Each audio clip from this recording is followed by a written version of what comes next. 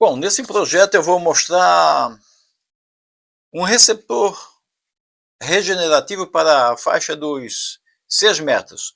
Isso corresponde de 50 a 54 MHz. Não existe, não é uma banda muito movimentada, mas existe uma grande curiosidade. Quando eu posso, eu escuto. Quando, né, dá tempo e coisa e tal. Aqui a gente não vai fazer um investimento grande, vai usar só um receptor regenerativo, baseado num transistor e alguns componentes ali, comum. O receptor regenerativo a gente já está até acostumado aí, mas esse aqui é um pouquinho diferente, porque a banda não é uma banda comum. Eu até praticamente não, na verdade eu nem vi aí pela internet. Claro, a internet é muito vasta, deve ter. Mas vamos lá, o circuito, vamos falar pouco e vamos mostrar aqui. Então a carcaça do nosso receptor regenerativo funciona com 12 volts. Lembrando que os 12 volts é de tensão filtrada e regulada, preferencialmente bateria. A gente vai usar aí um R3, que é um resistor de 680 ohms por 1/8 de watt. Usar um capacitor de 47 microfarad por 12 volts, denominado aqui no esquema C8. Esse potenciômetro de 15K, ele tem gerado alguns problemas. Eu tenho visto alguns esquemas de receptor regenerativo por aí pela internet, que simplesmente não funcionam. E depois eu vou... Aliás, depois não, já. É porque a ligação dele, na verdade, a maioria dos esquemas não mostra dessa forma, mostra diferente. Então eu vou deixar assim como está. E depois, se por acaso não agradar esse tipo de ajuste, daí vocês podem mudar para ficar igual aos outros que tem pela internet. Acho pouco provável que faça isso, porque não funciona. Esse aqui funciona. R5 é um resistor de 10K, ele é colocado de forma que fique em série com o potenciômetro de ajuste. E esse resistor de 5K e esse trimpote ou potenciômetro de 15K são responsáveis pelo funcionamento propriamente dito. É ali que se ajusta o ponto de oscilação, tá? Então, atenção nisso aqui. R4 polariza a base do transistor, é um resistor de 47K. C7 é um capacitor de disco cerâmico de 1 nano 5. Ele é responsável pelo desacoplamento da base do transistor 2N3904, que é o que vai ser usado nesse circuito. Então, lembrando aqui, ó, tem praticamente o circuito montado ou explicado, mas ainda falta alguns detalhes. Então, eu espero que haja atenção e principalmente conhecimento no escolher os componentes que são utilizados em radiofrequência nesse tipo de oscilador. É muito importante. Um errinho faz com que ele não funcione, tá? É o caso de C1, que é de 15 PF. Então ele é responsável pelo circuito tanque, né? Do oscilador. Então, L2 e C1 em paralelo vai determinar onde esse circuito vai oscilar. No circuito prático que eu fiz, eu coloquei 15 voltas de fio, um fio fininho ali, deve ser um 32, 33, fio esmaltado, numa bobina de meio centímetro, 5 milímetros de diâmetro. Enrolei certinho, fiz ali, dá trabalho de fazer, mas fiz bem certinho ali para ver funcionando. Por que não fiz uma bobina maior, uma bobina de fio rígido, coisa e tal? Não, porque eu queria um circuito compacto e chegou. Chegou e os testes, assim como eu vou mostrar, passou de 50 MHz e era o que eu queria, de 50 a 54 MHz. Ficou top, Continua vendo o vídeo que depois vocês vão ver isso funcionando. Então, L2 e C1 é onde determina a frequência, onde vai oscilar esse circuito. C4 já é um circuito, é um capacitor que vai ajudar na separação do áudio, porque o transistor Q1 vai oscilar, vai pegar a frequência de fora, vai fazer um batimento de frequência e vai precisar de um indutor para separar o áudio do RF. Então, até aqui nesse ponto, até aqui, vai ter o áudio, digamos, composto, a radiofrequência e áudio. Quando chegar nesse indutor aqui, então o áudio vai continuar o caminho dele e a radiofrequência vai ficar parada aqui. Ela vai ser colocada num capacitor, porque ele tanto vai mandar essa frequência para o ar, quanto vai puxar a frequência do ar, e a gente só quer o áudio. Então, esse indutor aqui, ele é difícil de encontrar comercialmente, mas se você pegar um resistor de 1 watt e enrolar 80 voltas de fio 32 esmaltado sobre esse resistor, você tem o componente exato para fazer a filtragem do áudio e da radiofrequência. Eu fiz alguns testes com alguns indutores comerciais, e o indutor comercial mais próximo que chegou disso aqui foi o de 1 microhenry, tá? 1 microhenry, para quem quiser comprar.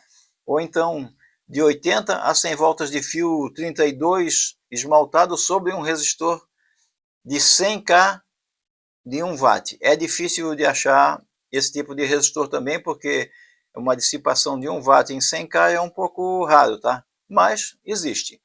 Existe uma outra técnica de fabricar um resistor aberto para fazer isso, mas é melhor não se estender muito nisso aqui.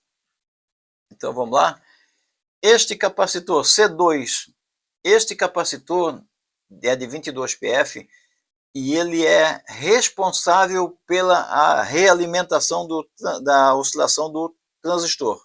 Se colocar esse capacitor num valor muito alto, ele não oscila. Se botar muito baixo, ele vai oscilar fora da frequência, e não é o que interessa para nós, porque se ele tem que ter uma paridade, ou tem que ter um equilíbrio entre o circuito tanque e a realimentação. Então presta atenção neste capacitor também. Lembrando que, com exceção do capacitor eletrolítico, todos os componentes que são capacitores desse circuito devem ser de disco cerâmico. São mais caros, mas são melhores, tá?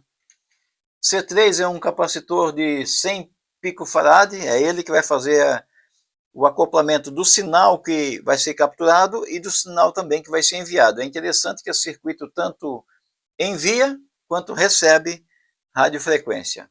E a antena é um pedaço de fio aí de uns 1 metro, depende do que você quer captar, e de onde estão as estações. Eu gosto de uma antena bem maior, então essa minha antena está com fio em cima da laje, e tem uns 8 metros de fio jogado lá em cima da laje, e eu encosto ali e está tranquilo. Isso é só para dar uma ideia, ou para dar uma visão de como é que eu uso aqui. R2, aliás, esse resistor R2 é de 2K7, a partir daqui ele já está passando só áudio. Se o áudio for muito baixinho, dá até para diminuir um pouco esse valor desse resistor. Para mim não foi necessário diminuir, ele ficou tranquilo. Eu escutei o ruído de radiofrequência normal no amplificador. C5 é um capacitor de filtro, né? Ele vai diminuir, vai filtrar aquele chiaço de radiofrequência que normalmente tem um ruído meio assim. Para alguns que gostam de radiofrequência, é música. Esse ruído é igual a música. Para outros que não gostam tanto de radiofrequência, é um barulho chato. Enfim, cada um, cada um. Então, diminuindo o valor desse capacitor C5, o ruído de radiofrequência vai ser um pouco maior, e aumentando o ruído vai ser um pouco menor. Até 100 kpf dá para usar aqui. E C6 é o capacitor de acoplamento de áudio para o amplificador. Como eu disse, eu já disse ou não disse ainda, eu uso um amplificador externo, então, portanto, eu não fiz amplificador para esse circuito aqui, mesmo porque até ficaria grande e até demorado. R1 é um resistor de 1K, ele tem a função de mais ou menos casar a impedância da saída desse circuito com a entrada do circuito amplificador, já que o meu amplificador tem uma impedância de entrada de 1K. E aqui então eu tenho a posição aí, a indicação que o áudio deve seguir em frente para um outro amplificador. Lembrando que, como é 12 volts, o negativo é comum a esse circuito e a outro que for ligado. E este ponto aqui é o vivo do áudio, o fio vivo do áudio. Então, agora vamos ver como é que é o circuito na prática aqui. Bom, e aqui eu tenho o circuito funcionando, já pronto, né, para mostrar. A frequência de oscilação dessa montagem aqui é em torno de 50 MHz, que é justamente para fazer a recepção da banda de 6 metros do rádio amador. É uma banda que praticamente não tem ninguém aqui, nunca escutei ninguém, mas ela existe e muitas pessoas que eu já falei sobre rádio amador dizem que em algumas cidades é bem movimentado. Então isso aqui é só um receptor regenerativo para escutar as comunicações dessa faixa. Aqui não tem muita coisa para falar sobre o regenerativo. Essa bobina aqui tem 15 voltas de fio, aqui tem 15 voltinhas sobre meio centímetro, aliás, sobre meio centímetro, e tem aquele ferritezinho ali, que de repente pode ser um ajuste. Os capacitores aqui é o que eu já falei no esquema, choque de radiofrequência e o ajuste aqui, que é o controle de regeneração. Sem isso, né, então a fonte 12 volts, então a gente vai ver como é que isso aqui funciona. Bom, como já está ligado aqui, já deixei em 52 MHz, tá? De 50 a 54 é essa banda, e o nosso oscilador aqui, que é na verdade um receptor regenerativo, e na prática mesmo é um oscilador. Então, vamos ligar aquele para ver. Liguei, pode ver que não tem nada funcionando, porque ele assim não está funcionando. É preciso fazer o controle de regeneração. Regeneração vai fazer com que ele crie uma portadora.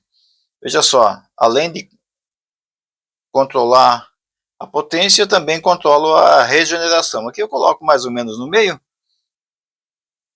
e qualquer portadora que tiver nessa faixa de frequência, ele vai capturar, amplificar e separar o áudio. Aqui eu não estou usando um amplificador, eu estou usando um amplificador externo, mas a saída de regeneração é a comum a todo mundo. Então eu vou melhorar aqui a intensidade do sinal.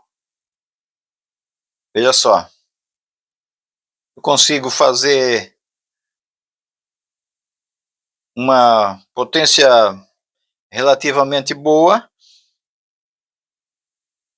e o que resta agora é esperar alguém falar para escutar. Aqui não vai ter ninguém que vai falar, já sei disso, mas o circuito aí está funcionando. Essa é a montagem que deve ser feita. Se não servir para escutar nenhum tipo de rádio, vai servir para uma outra montagem, já que olhando aí essa essa onda senoidal de 50 e poucos megahertz gerada aí é uma onda linda, né? Então é isso para esse vídeo, é curtinho aí. Vamos ver se o pessoal resolve aí deixar um like, se tiver alguma dúvida deixar um comentário e também compartilhar com aqueles que gostam de eletrônica e gostam de radiofrequência. Obrigado por assistir e até a próxima.